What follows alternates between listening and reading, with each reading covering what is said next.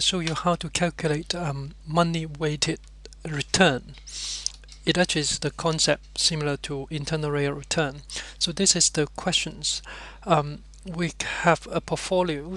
The starting value of time zero is 100, so you need to pay £100 to buy this portfolio, and then at certain point of time, like say 30 days after your investment, you withdraw £50 from your portfolio, and 50 today, which is equal to 0.082 year, and the value on the day before you withdraw is 95, and your final value at the end of your portfolio after you withdraw it is worth £60.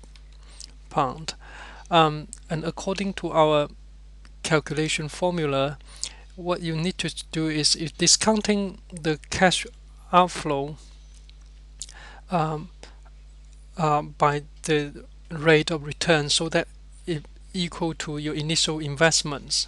That's why we call this concept as like internal rate of return. So the cash flow, to do this kind of calculation, the first thing you need to do is lay down the cash flow in the timeline.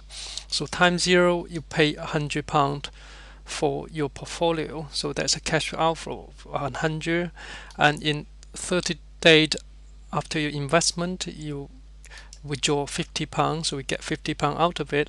At the end of the day, your portfolio still worth £60. So this is the cash flow happen at time one. So assuming if we have a discount rate of 10%, this is how we're going to calculate the discount cash flow. This will discount it by a factor 1. Notice that times 0, anything to the power of 0 is 1, so it's neatly programmed.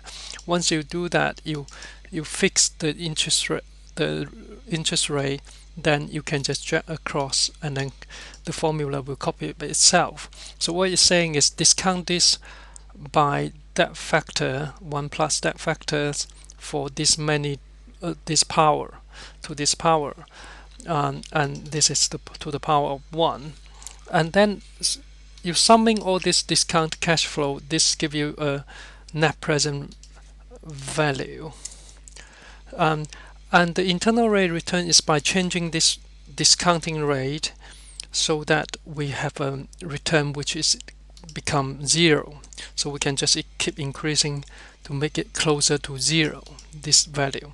So what we can do in Excel is we have something called goal-seek function, or you can use solver. In data, what if analysis, goal-seek. So we want to set this F6, which means is this net present value, into 0 by changing the return cell, the rate of return cell.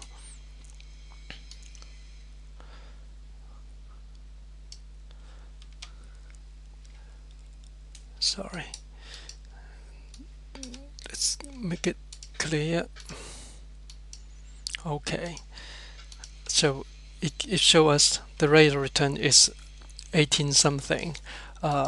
We can do the formatting to show a bit more decimal point, and this is close enough to 0.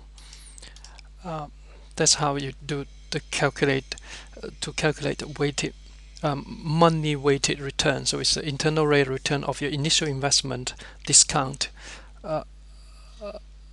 and other future cash flow discounted by this rate.